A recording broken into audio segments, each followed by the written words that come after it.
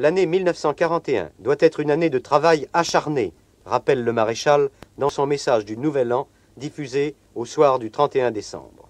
L'année 1940 a pris fin. Tournons-nous maintenant vers l'avenir.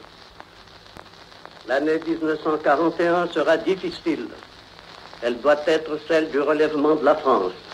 Elle le sera si vous vous serrez tous autour de moi, ayant la même foi dans la patrie, la même volonté de servir.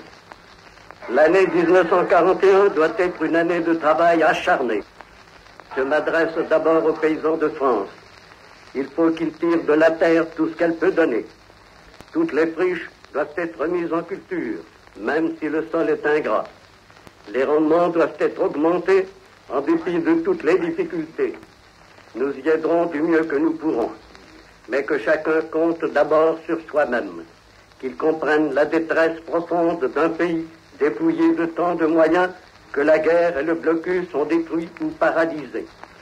Je fais appel à l'ingéniosité des Français pour qu'ils improvisent eux-mêmes les moyens de compléter leur alimentation. Je m'adresse maintenant aux ouvriers, qu'ils ne se découragent pas. Leur sort sera dur. Nos stocks de matières premières s'épuisent. Je ne puis pas savoir quelle quantité nous pourrons importer en 1941. Certaines industries risquent d'être totalement arrêtées. Nous avons fait de notre mieux et nous continuerons pour parer à cette situation. Nous devons exploiter au maximum les ressources que nous pouvons tirer de nous-mêmes. Que nos mineurs, nos bûcherons, nos carriers redoublent d'efforts.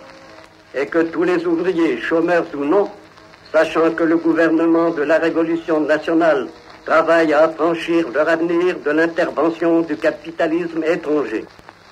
La France doit produire et transformer tout ce dont elle a besoin pour vivre et prospérer.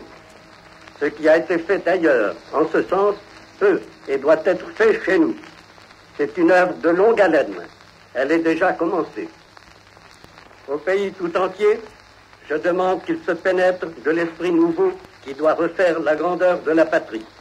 Je me suis promis à moi-même de ne connaître en France ni parti ni classe. Je vous appelle tous à sortir de vos cadres, de vos routines, de vos préjugés, de vos égoïsmes, de vos rancœurs, de vos défiances.